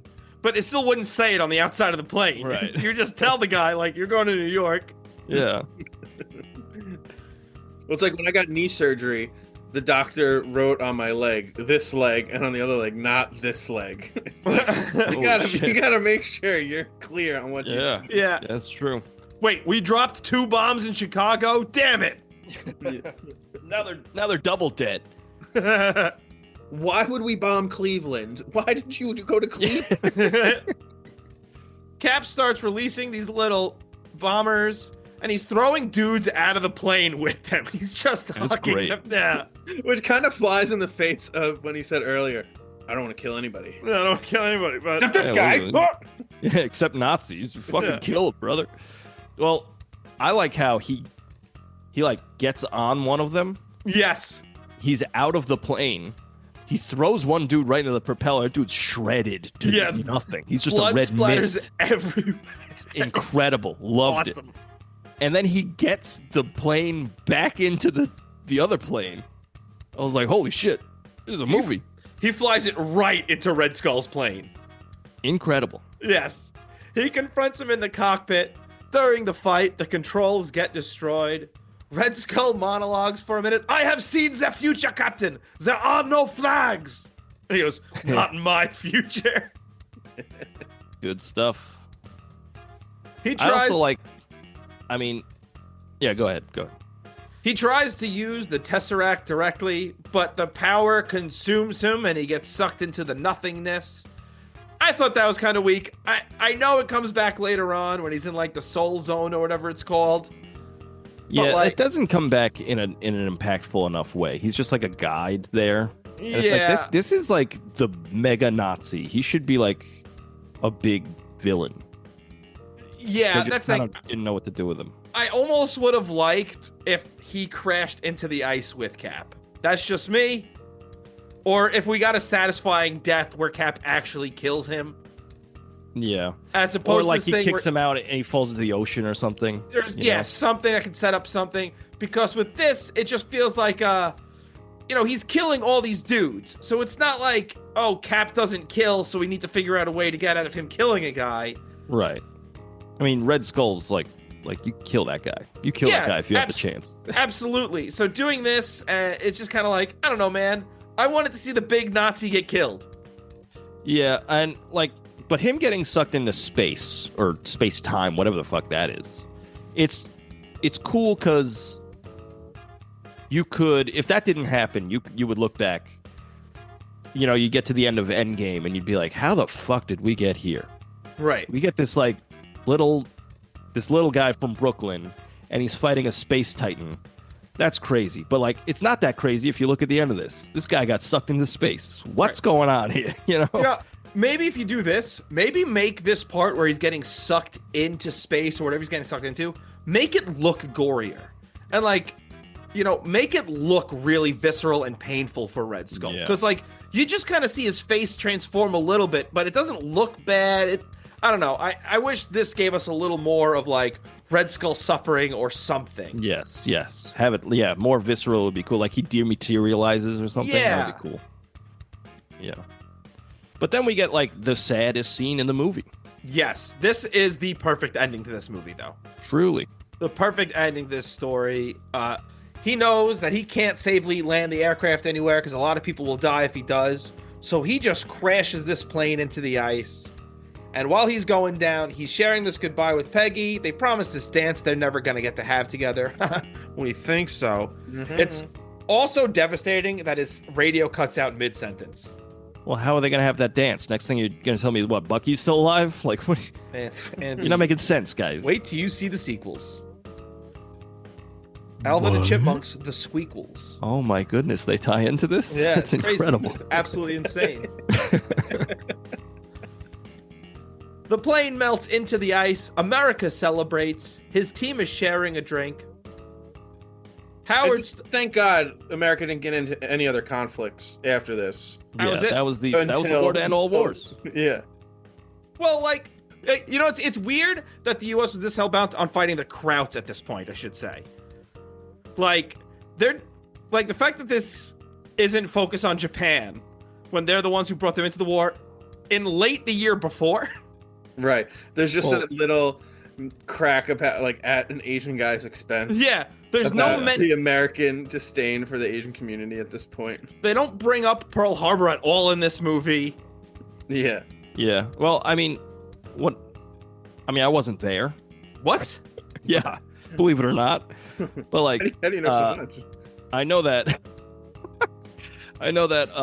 Hitler sent a letter to like Mexico, and he was like, "Yo, invade America, and like we got your back." And Mexico was like, and they essentially told on him. They sent it to America, and they're like, "Hey, Nazi Germany's trying to fight," and that's where then Pearl Harbor happened. We were like, we'll kick everyone's ass. We don't give a shit. No, listen, I get that. It's just weird to me that like this is 1942. This movie's taking place, and there's not a single mention of Pearl Harbor. Like, not a single mention of Japan. You ever see those memes where it's like, Harry Potter is supposed to take place in the 90s, but no one ever says, man, the Bulls are on one hell of a run right now. It just doesn't seem realistic. Yeah. Yeah, you know, that's a problem I have with this movie somewhere. I was like, why aren't they talking about Japan at all? I don't know. I mean, whatever. I feel like in the grand scheme of things, if you like, you zoom out, Germany's the problem, Oh, they're the real problem. I agree with you. I think that's why we beat them first, and then we were like, now we'll go after the you know what? But we are tired, so yeah, we're gonna do this one quick. We'll just drop the most devastating piece of violent technology that's ever been. Well, twice. A lot of people think Japan would not have stopped unless you just did that. I'm not saying it was the right thing to do, but no. It's a pretty complicated part of human. I'm going to cut a lot of this out because we can resolve this here and now, though. Yeah, I think you're right. Yeah, you know what? Let's get to the bottom of this, Robbie. I'm cutting any mention of World War II from this podcast. Oh boy. This ending, like even after, like they're talking to each other on the radio, and that's sad, and he's like, I never learned how to dance, and she's like, oh, I'll show you, and then he's like, yada yada yada. Gets cut off, and she's like, Steve, oh no. And then we get to the future or the present. But real quick, before we're in the future, Howard Stark leads a team that recovers the Tesseract, and he's trying to find Steve Rogers. That's true, because he's like, keep going. Yeah, not a great dad, but a good guy. And Phillips gives Carter Rogers' file, and I think it's very poignant that the photo in there is his original body. Yeah. He's still just a little guy, and she's like, I can't flick bean to this. All right. Do you have a post-serum picture? You have nudes, right? You got to take pictures of them nude. Yeah. But, really, really good stuff. But then, like, I think this is one of the best endings of any MCU movie. Yes. Just him like waking up and like the radio's playing a game that he's been to. That's so funny. So it's funny that S.H.I.E.L.D. like fucked up the years. They're like, just give him a 40s game. You won't know. How long do you think they would have gotten away with it if they didn't play that one specific game? Well, like Nick Fury says, he was like, we were thinking of doing it slowly, but I guess the cat's out of the bag. Yeah. So like they probably would have gradually been like, oh, check out this new thing. And it was like an iPhone. It's like, what? Yeah. Don't go bang Peggy Carter's granddaughter. But how long was he asleep in that bed for? So like they established he was asleep for nearly 70 years. But like he wakes up in this bed and he's listening to the game. So if this is the first time he's waking up, it's like, you guys really fucked up that bad by choosing that one game? Or is that intentional? Because he's being Truman showed, but like once he blasts through that apartment, like there's nothing. So he can't go outside ever. Yeah. And they're doing it like in what's that? New York City. Like, Yeah. don't you? You might want to do this somewhere else. Yeah. Maybe like Nebraska or something. Yeah. But like New York City, I think it's great that because if you transport somebody from the 40s into Times Square, their head would explode. Oh, I think yeah. It's a great place to set this. Just for that massive juxtaposition. Yeah, absolutely. Yeah. But if really like, great stuff. in reality, like if you want to get away with it, like, Yeah. let him see porn for miles. Yeah. Like, they had porn in the 40s. But like, just him running through, like he tosses those guys through the apartment, like you said. Then like he's running through Times Square, and he's just like clearly overwhelmed. And Nick Fury's like, "Hey, sorry," and he's like, "Hey, is this a lot?" And he's like, "It's not that. Like I had a date." And then cut to credits. Yes. Like, damn, that's good stuff. We do get a very brief post-credit scene. He obliterates a punching bag, and Nick Fury's like, want to join the Avengers? And then we get a trailer for the Avengers. Yeah, I didn't realize that was just a straight-up trailer. Yeah, kind of boring, but it's cool, I guess. Yeah. It's funny that he's like, hey, man, you got a lot of steam to let off. Hey, check out what's coming next summer. Yeah.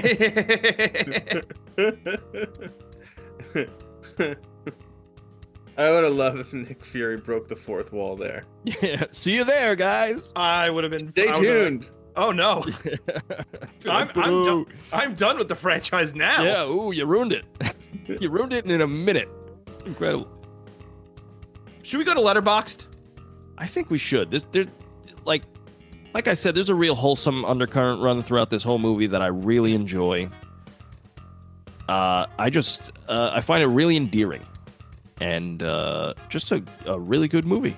Way better than I remember it being. I went to the Letterboxd app, and then I typed in Letterboxd in the search. What came up? Letterboxd the movie? Yeah, apparently there's a movie called Letterboxd. Holy shit! What are you guys thinking? Because I'm going high. I was gonna go like 4. I'm cool with 4. I was gonna go 4 too. Pat, what do you think?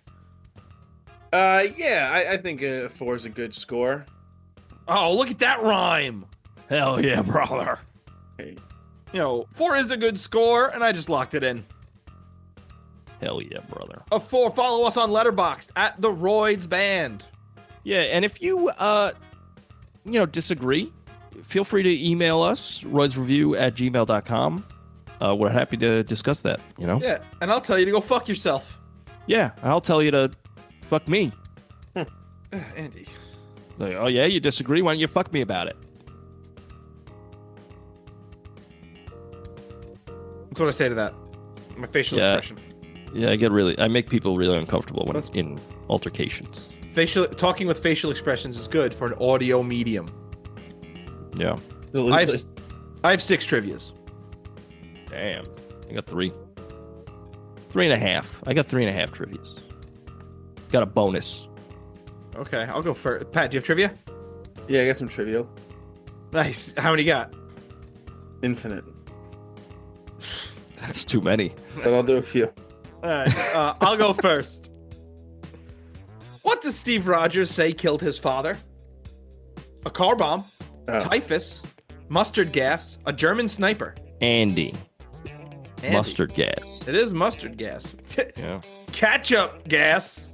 Nice. Spicy brown mustard gas. Very good. Barbecue sauce liquid. How many times did Chris Evans turn down the role of Captain America before RDJ convinced him to do it? Was it 2, 3, 4, or 5? Rob. 3. Correct.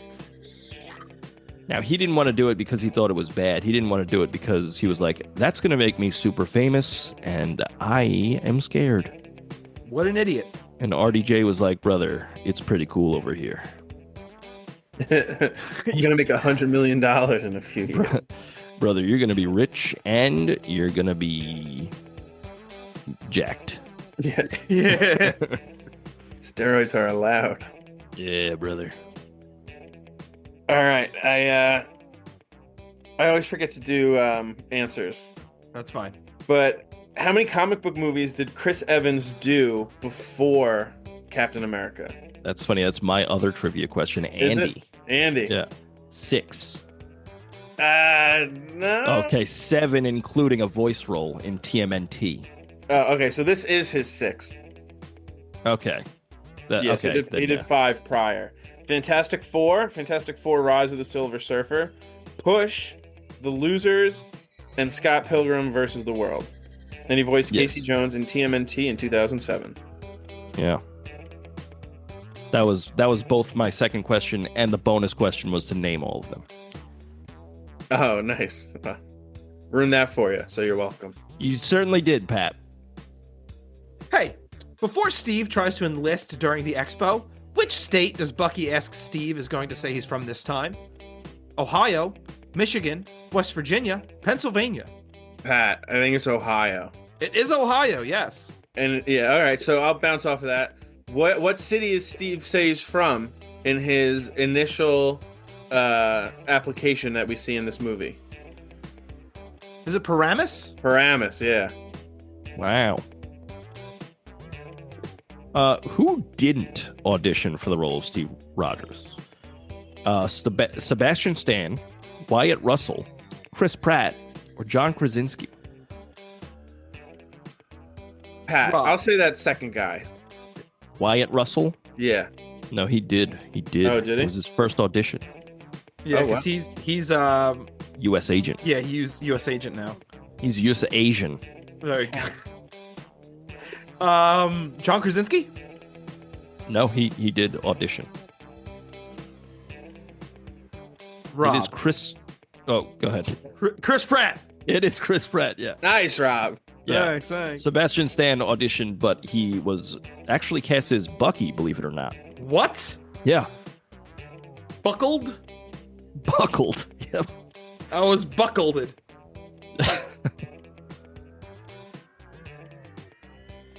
Pat, you want to go? You want me to go?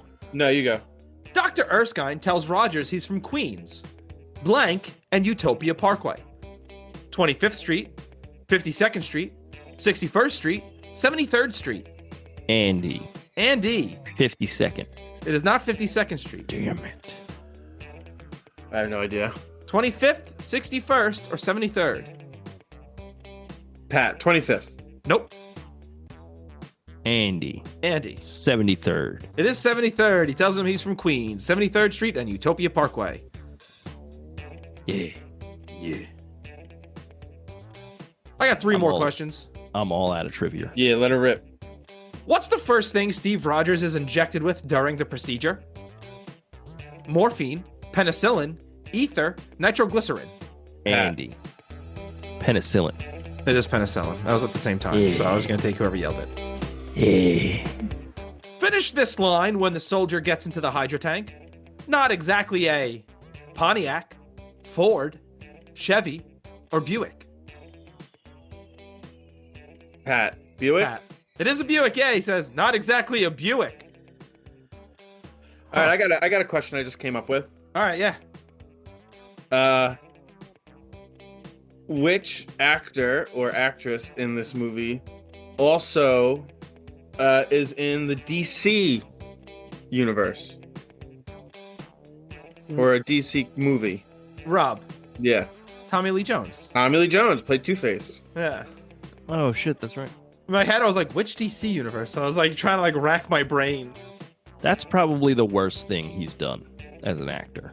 Because like everything I've seen him in, I'm like, wow, Yeah. I crushing agree it. with That's that. the only thing that I'm like, that's terrible. What you're doing is bad. When Rogers wakes up in the modern day, what team is playing the Dodgers on the radio? The Phillies, the Reds, the Giants, or the Pirates? Pat. Pat. I'll say the Pirates. It is not the Pirates. No? I was Andy. thinking of the time and the closeness, the proximity. Andy. What were the choices again? Is it the Phillies, the Reds, or the Giants? The Phillies. It is the Phillies, yeah. Yeah. The Philadelphia Phillies. Wow. What a clever name. It is a clever name. The Philadelphia Female Horses. So they call that's what a female horse is called, a filly. Yeah. Every day's a school day. Every day's a school day when you're on the Royds Review. Yeah. And now you know what I did, which is really silly of me? Did you write a song? I wrote a song. Wow. right. I also wrote a song, Robbie. Dude, that's awesome. Yo, Pat, can you do us a favor? Ad-lib song right now. No, oh, you can if you want to do that. He is Captain America. Whoa. I like it. I like it. That's good. But now you can choose who's going first, Andy or me. All right. Or if you want to ad-lib another song, you're free to do that. Captain America. Don't let me jump. Nice. Oh, no. All right. I'm thinking of a number between 1 and 10. Whoever's closer is gonna go first. 7. No, Rob. Okay, so Andy said 7. 3. There's 4. All right, so Rob. All right. My song is called For America. And it is inspired by the movie Captain America. I did something a little different. And it's a little weird.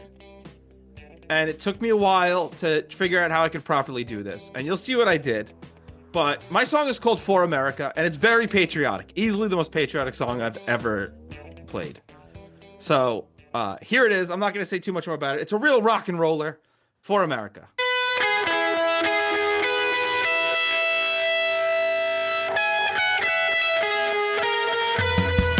You can go out and buy some wall balls. Grow your food in a Victory garden. You can ration your sugar and gas. For America. Collect some metal from your local scrapyard. Now women are punching time cards. Send a package overseas. For America. You can stand up to believe. You can let your mind speak freely. But don't forget who you are. You can try to live by your morals. In the end, it's not about the laurels.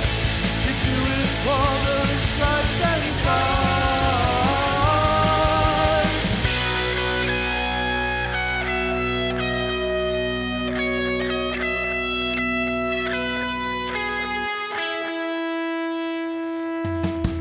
Little weapons inside the factories.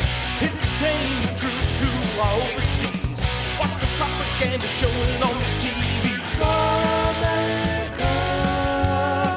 Send some supplies over to the Allies. Give your husband and son a kiss goodbye. It may be for the last time. For America. You can stand up to believe. You can let your mind speak freely. But don't forget who you are. You can try to live by your morals. In the end, it's not about the laurels. You do it for the stripes and stars.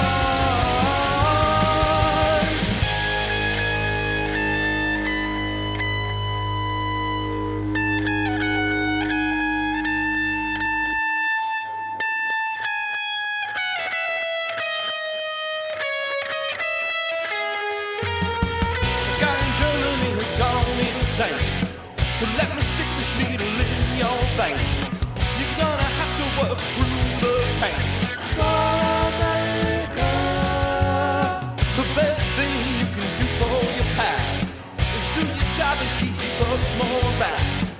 dancing, singing every locale. For America, you can stand up to believe. You can let your mind speak freely, but don't forget who you are. You can try to live by your morals. In the end, it's not about the laurels. You do it for the stripes and stars.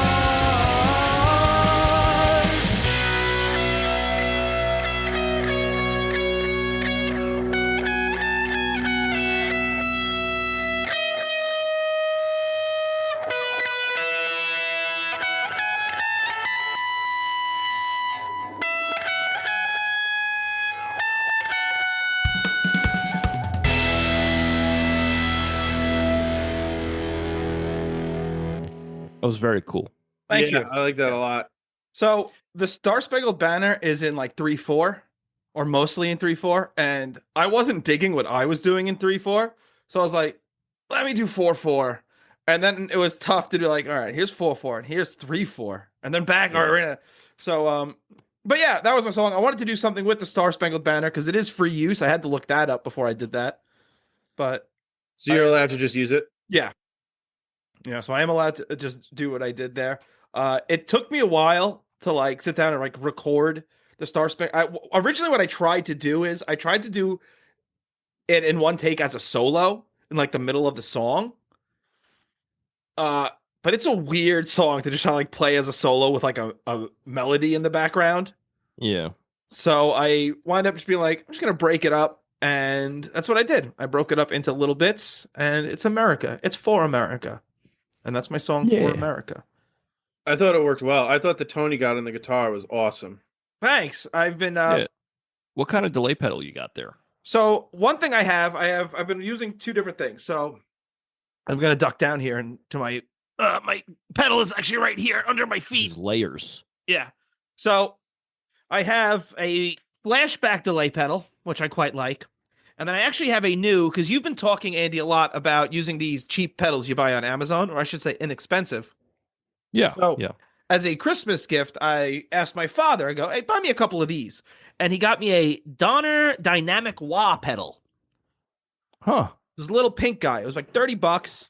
And it's not like a regular wah pedal because it's like a regular pedal, which gives you the wah effect. But I did that, and then in GarageBand, I set it to Dublin delay.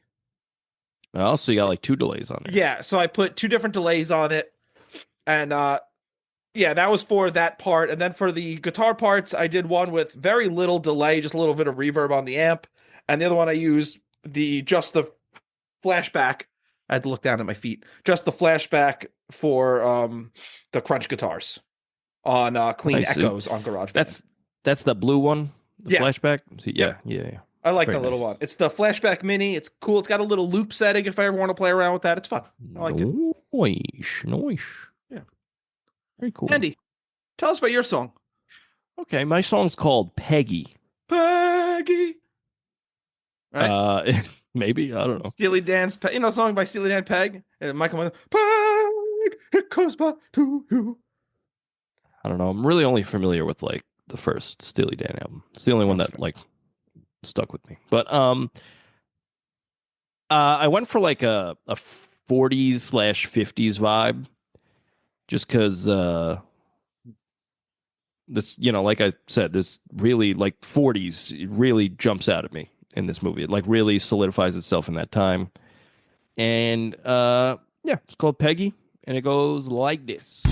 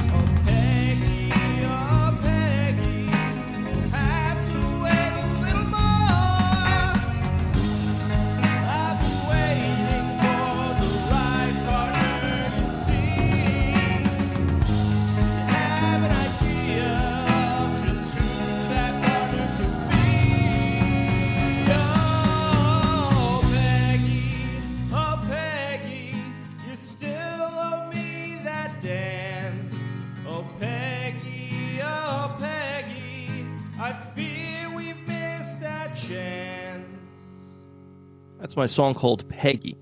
I like that a lot. Andy, that was great. Thank you. Thanks, fellas. I Yeah, really you're dig the right. You had solo. that like doo-woppy guitar sound. That was that was awesome. I recently purchased a. I've never had a Fender amp, so I got one on Facebook Marketplace. This guy was selling it for like $60. I was like, hell yeah, hello. What kind of So I amp? got it. It's called a Champion 20. Okay. It is rather small, and because of that, like if you don't crank it, it sounds kind of tinny. So there's that. But other than that, it's cool. It's got some built-in effects. I used the reverb on it. Pretty cool.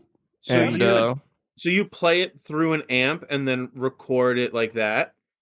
yeah, I put a mic on my amp. You put a mic right just in front of the amp. Yeah. Oh, I very don't cool. run anything direct in other than bass and drums. Because I don't know how to mess with the effects because I'm a simpleton.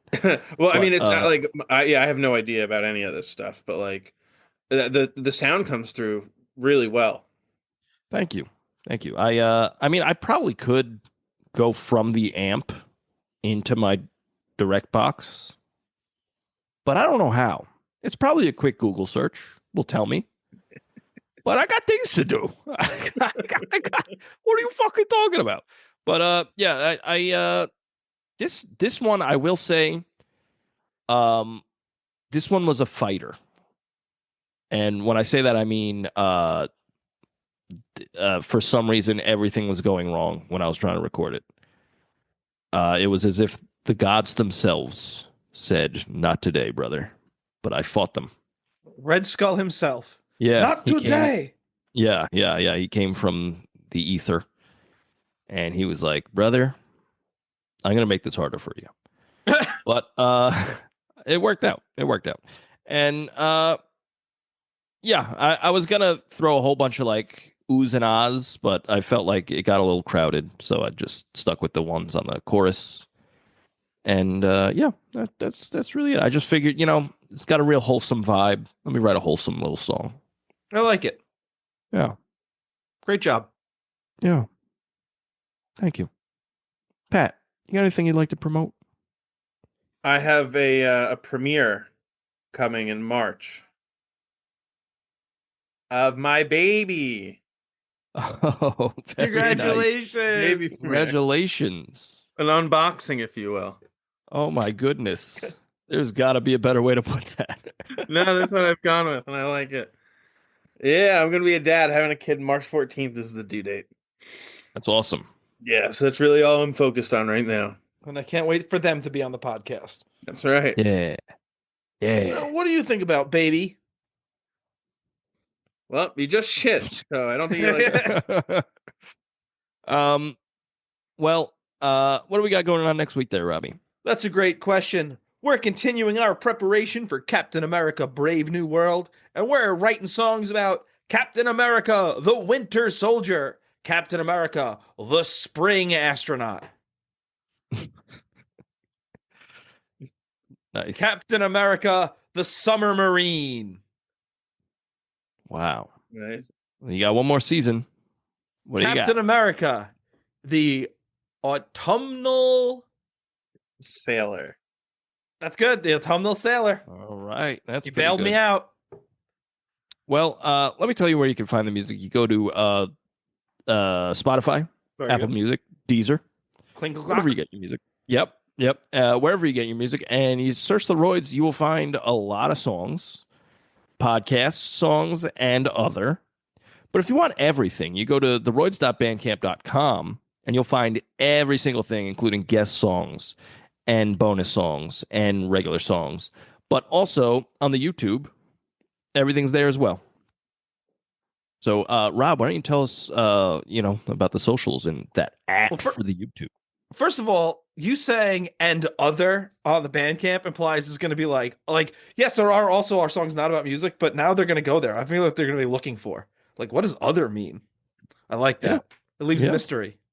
But follow us at TheRoydsBand on Instagram, YouTube. I don't know about TikTok anymore, genuinely. I don't know if that's allowed. by the time this comes out, but you could try it. If you're not in the U.S., you could definitely try it. I don't know if we're posting anything. We'll break the law. We'll be hauled into prison. Robb hauled into prison. Very good. Hey. But it's at TheRoydsBand. You can listen to us on YouTube at TheRoydsBand. You can listen to the podcast on YouTube at The Royds Review Podcast. Wherever you are listening to us, give us a 5-star rating and review. We would love to hear from you. Leave a comment, send us a DM, and maybe if you're nice, I don't know, request a movie. We'll do it. We'll do the movie that you request. Yes, we've done movies in the past from requests, and we appreciate that. Thank you so much. And thank you for telling your friends. Word of mouth is very important, and it means a lot to us, as well as word of mouse, believe it or not. So, if you see any mice, just, let them know. Yeah, lure them in with some cheese. Yeah, peanut butter. They like peanut butter. Do they? I don't know. I had it's a long story. I didn't end up having mice in my parents' house, but we thought we did. Turns out it was a fucking guinea pig or gerbil or whatever the fuck. So it's a long story. But the exterminator put Andy knows a lot about luring animals using peanut butter, baby. You know I do. I do. Andy, no. I'm an exterminator. Oh. My job. So you're using peanut butter? That's what the guy did. Oh, okay. Yeah. I thought it was weird too. In fact, it got me trapped. I was like, they worked, but they worked on me. You're just sitting there licking them. Yeah, I got caught in a trap. I called. It was like it worked, but it worked on me. He's like, all right, I'm coming over. You guys plug the socials. Yeah. Is the OnlyFans live yet? I know you guys were talking about before we recorded. Oh yeah, follow us on OnlyFans, TheRoydsBand. Nice.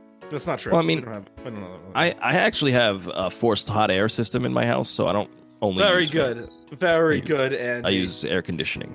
So, and matter of fact, I think most people use more than OnlyFans, guys. It's 2025. I definitely use more than OnlyFans. The Star-Spangled Man with the OnlyFans.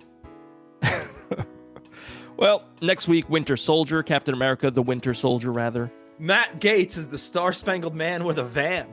Okay. Got him. Hello. All right, next week, Captain America, the Winter Soldier. Pat, thank you so much for joining us. This was a lot of fun. Thanks for having me, guys. It's always a good time. You guys are great musicians. You write incredible songs and well thought out opinions about movies. So I always enjoy doing this with you. Oh, thank you so much, Pat. Yeah. That compliment's gonna stick with me for months. Riding high. All right. Bye, everybody. We'll see you later. Bye.